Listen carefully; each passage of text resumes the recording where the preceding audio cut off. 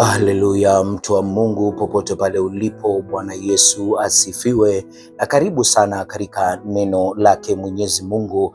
Alhamisi nyingine Mungu ametupa kuwa kwa pamoja na ili tuweze na kulipokea neno lake Mwenyezi Mungu, na ningependa nisome neno lake Mwenyezi Mungu kutoka kitabu cha Yeremia sura ya kwanza. Nitasoma mstari wa kwanza hadi 12. Mimi naitwa mchungaji Benson Mwanza, na karibu sana katika neno lake Mwenyezi Mungu kwenye hii YouTube channel Kambi ya Wateule. Ni YouTube channel ambapo tunalipokea neno lake Mwenyezi Mungu kila siku ya wiki, na hivyo basi unaweza ukazungumza nami. Hizi ndizo nambari zangu 0792593648. Ukiwa nje ya Kenya ni +254 792 593648. Sema nami kupitia hizo nambari ukiwa na ombi lolote, ukiwa na jambo lolote, na pia nikiwa wa baraka kwako, ili neno la Mungu likiwa la baraka unaweza ukakubaliana nalo kwa kutoa sadaka zako. Nimekwambia tunasoma Yeremia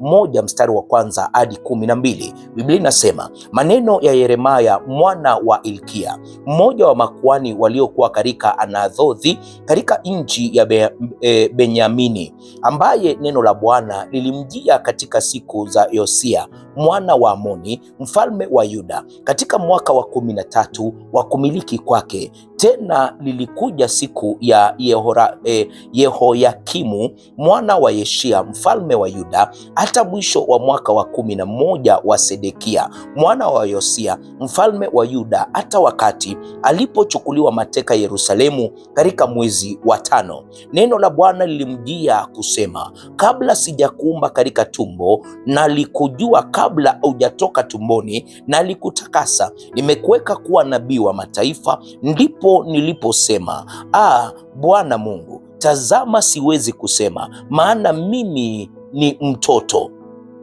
Mstari wa 7, lakini Bwana akaniambia, usiseme mimi ni mtoto, maana utakwenda kwa kila mtu nitakaye kutuma kwake, nawe utasema kila neno nitakalo kuamuru. Usiogope kwa sababu ya hao, maana mimi ni pamoja nawe, nikuokoe, asema Bwana. Ndipo Bwana akaunyosha mkono wake akaniguza kinywa changu. Bwana akaniambia, tazama, nimetia maneno yangu kinywani mwako. Angalia, nimekuweka leo juu ya mataifa na juu ya falme, ili kung'oa na kubomoa na kuharibu na kuangamiza, ili kujenga na kupanda. Tena neno la Bwana likanijia kusema, Yeremia, waona nini? Nikasema, naona ufito wa mlozi. Ndipo Bwana akaniambia, umeona vema, kwa maana ninaliangalia neno langu ili nilitimize. Baba, sema nasi kupitia hili neno lako. Zungumza na kila mmoja wetu,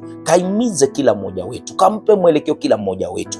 Mfalme mkuu na mtakatifu, wacha hili neno likahudumie kila mmoja wetu kulingana na hitaji lake. Roho Mtakatifu wa Mungu, nguvu zako zikachukua usukani, na popote hii sauti inapofika, kazungumzie watu wako, kazungumzie watu wako kwa utukufu wa jina lako, katika jina la Bwana wetu na mkombozi wetu Yesu Kristo naomba na kuamini, amen.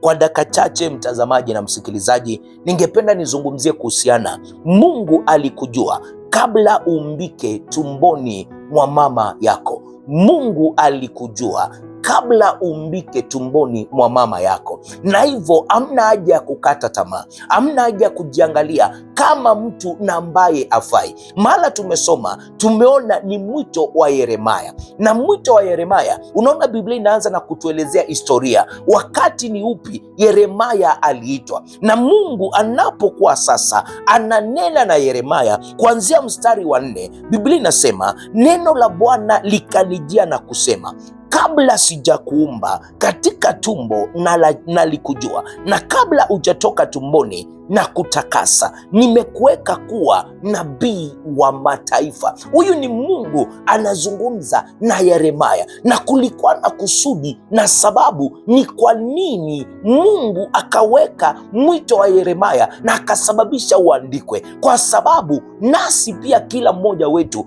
tunajipata katika hizi hali Yeremia alipojipata ndani yake. Wakati mwingi tunajiona hatufai, wakati mwingi tunajiona sisi ni wadogo, wadogo. Wakati mwingi tunajiona sisi hatustahili, kuna wale wanaostahili. Lakini siku ya leo nimekuja kukwambia Mungu alikujua kabla aumbike tumboni mwa mama yako. Nimekuja kukwambia hivi, Mungu alikutakasa kabla haujatoka tumboni mwa mama yako. Nakuja kukwambia hivi, Mungu alikuweka uwe nabii wa mataifa, na ndio maana Biblia inakuwa inatuzingatia zaidi na inatuambia tutafute ufalme wa Mungu kwanza, maana sisi si watu tu, sisi si watu wengine. Biblia inasema tumefanywa makuhani, tumefanywa wafalme na makuhani wake Mwenyezi Mungu kupitia Yesu Kristo. Ametufanya makuhani, ametufanya falme. Sisi si kizazi chochote kile, sisi ni milki ya Mungu,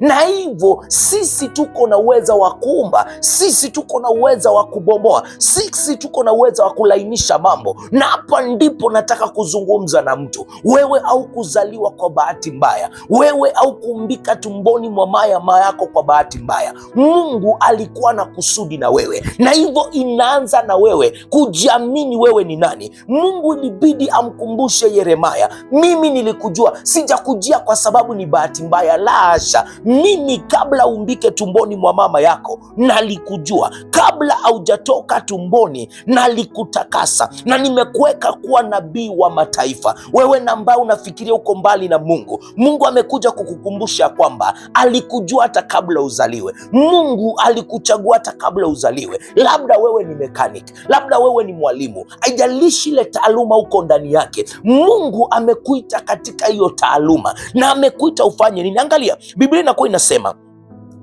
pale nani alijaribu kupeana vijisababu Yeremia, ndipo niliposema Bwana Mungu, tazama, siwezi kusema maana mimi ni mtoto. Tumekuwa tukisema nini? Maana uko taaluma yako ni tofauti. Umekuwa ukisema Mungu, mimi siwezi kusema maana mimi si mchungaji.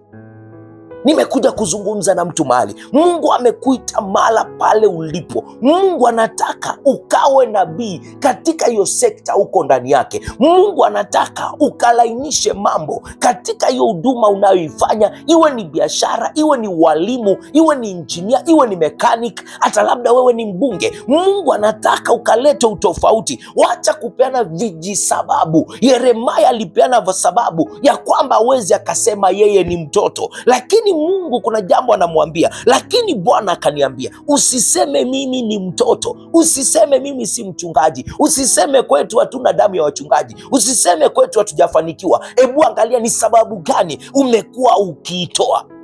Mungu anasema wewe utakwenda utakwenda kwa kila mtu atakaye kutuma ama nitakaye kutuma kwake, nao utasema kila neno nitakalo kuamuru. Simple. Mungu anakuambia si wewe utajiandaa, mimi nitakuandaa. Ni neno langu nitakalokupa utakalolisema. Wewe ni salonist, unapokuwa katika hiyo salon kuna kile Mungu anataka useme, na wale wanaokuja katika hiyo salon yako kuna kile Mungu anataka useme, na hao wanaoleta hilo gari ukuje watengezee. Kila mmoja wetu anakumbana na watu kila siku. Kuna watu wanakuja katika maisha yako kila siku. Kuna neno Mungu ameweka ndani yako na ili ukawasemee, kwa sababu Mungu alikujua kabla uumbike tumboni mwa mama yako. Mungu alikuchagua na akakutakasa kabla uzaliwe na akakufanya uwe nabii wa mataifa. Na huyu Mungu ameweka neno lake ndani ya kinywa chako, na anakuambia wewe lazima uende kwa kila mmoja, lazima uzungumzie kila mmoja atakayekuja katika maisha yako, na inaanza na wewe mwenyewe. Lazima ujizungumzie, lazima useme Benson, Mungu alikuchagua, Mungu alikuita. Lazima usimame na uanze kuishi kama mtu aliyeitwa na Mungu, kama mtu ambaye ameagizwa na Mungu, anayejulikana na Mungu. Hali zako, jana tuliangalia kuhusiana na Uzia. Tuliona Uzia jinsi alivyomtafuta Mungu, ndivyo Mungu alivyomfanikisha. Mungu hakumfanikisha from nowhere. Lazima Mungu jinsi alipomtafuta, ndivyo Mungu aliweka maneno katika kinywa chake, ndivyo Mungu aliweka idea katika akili zake, na akafanikisha. Mungu ndiye aliyemwelekeza hapa. Mungu anamwambia Yeremia, mimi ndimi nitakaye kuwezesha, mimi ndimi nitakaye kuonyesha jinsi utakavyoifanya. Nasi pia Mungu anatuita siku ya leo, sisi ni watu wa Mungu. Mungu alitujua kabla tumbike tumboni mwa mama yetu. Mungu alitutakasa hata kabla tuzaliwe. Mungu alituita tumtumikie, tuwe watumishi wake katika kila sehemu na ambapo Mungu ametuita. Bwana Yesu asifiwe. Na hivyo pale Yeremia akapeana sababu za kwake. Mungu akamwambia, usiseme mimi ni mtoto, maana utakwenda kwa kila mtu nitakaye kutuma kwake, nawe utasema kila neno nitakalo kuamuru. Usiogope kwa sababu ya hao, maana mimi ni pamoja nawe nikuokoe, asema Bwana. Bwana Yesu asifiwe. Labda ni biashara imeshindikana, Mungu anakuambia usiogope, simama katika nafasi yako kama mtumishi wa Mungu. Hata vijisababu mimi si mchungaji, maana nabii wa kwanza wa maisha yako ni wewe. Unazungumzia maisha yako vipi? Na vile unavyozungumzia maisha yako, vivyo hivyo ndivyo utakavyozungumzia watu wengine. Na hivyo swali ni je, unanena kile Mungu amekuagiza, au unahitaji kurudi to drawing board na ili umtafute Mungu, Mungu akuelekeze, Mungu aweke neno kinywani mwako, na ni kupitia neno lake, ni kupitia Roho Mtakatifu wa Mungu. Hiyo biashara imekulemea, maana umejituma pasipo na kumruhusu Mungu akuelekeze. Hayo mambo umejaribu yakashindikana, ni kwa sababu ulitangulia wewe mwenyewe, ukasahau kwamba Mungu alikujua na Mungu alikuumba akiwa na sababu, akiwa anataka uwe mtumishi wake, na uwe mtumishi wake katika mahala popote pale atakapokutuma. Amekutuma katika hiyo kampuni akiwa na kusudi, amekuruhusu kuwa katika mahala ulipo akiwa na kusudi, na hivyo inaanza na wewe. Tabiria maisha yako, badilisha maisha yako. Bwana anamwambia usiogope kwa sababu ya hao, maana mimi ni pamoja na wewe nikuokoe, asema Bwana. Ndipo Bwana akaunyosha. Angalia, anaweza komea pale. Nataka kusema nini siku ya leo? Mungu mwenyewe ndiye atakaye kuongoza. Na napenda sana maana hili somo limefuatana, ama ya mahubiri yamefuatana mahubiri ya jana, kwamba Mungu, tutafute ufalme wa Mungu kwanza. Haya mambo yote, ili uwe mtumishi wa Mungu mzuri, lazima utafute ufalme wa Mungu kwanza. Lazima Mungu aweke neno utakalolinena katika kinywa chako. Alimwambia, ndipo Bwana akaunyosha mkono wake akaniguza kinywa changu. Bwana akaniambia, tazama, nimetia maneno yangu kinywani mwako. Na anamalizia na kusema, angalia, nimekuweka leo juu ya mataifa, ama nimekuweka juu ya mataifa na juu ya falme, ili kung'oa na kubomoa na kuharibu na kuangamiza, ili kujenga na kupanda. Tena neno la Bwana likanijia kusema, Yeremia, waona nini? Nasema, naona ufito wa mlozi. Ndipo Bwana akaniambia, umeona vema, maana ninaliangalia neno langu ili nilitimize. Mungu analitii neno aliloliweka katika kinywa chako, na hilo neno unapolinena, Mungu atalifuatilia. Elewa, Mungu amekuweka juu ya mataifa, Mungu amekuweka juu ya falme, ili kung'oa na kubomoa na kuharibu na kuangamiza, na ili kujenga na kupanda upya. Wacha kukubaliana na hizo hali.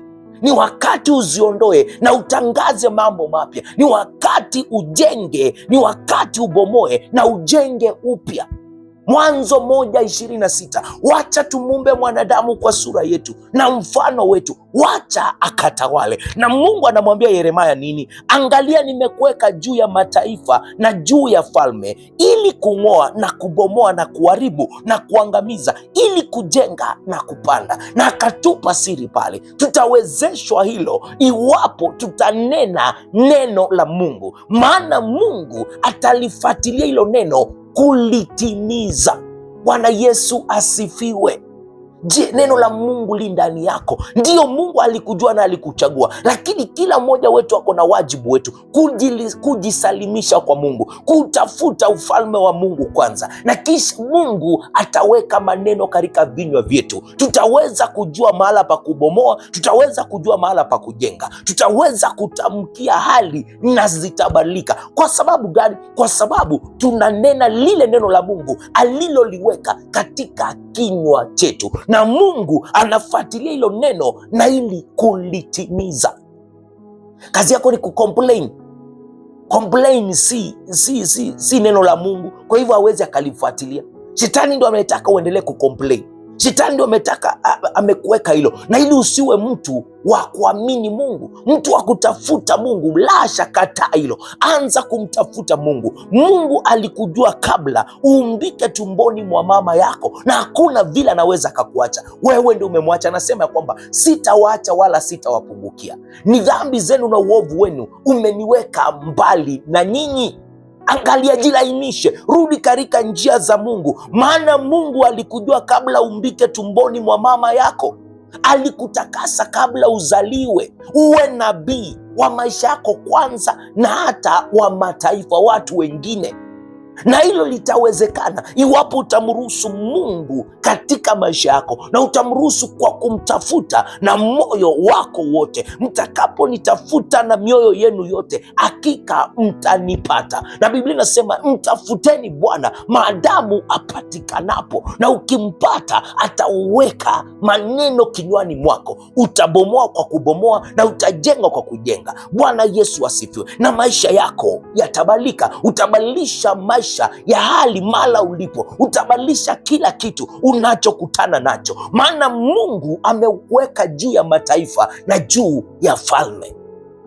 Baba, ni asante kwa kusema nasi kupitia ili neno lako.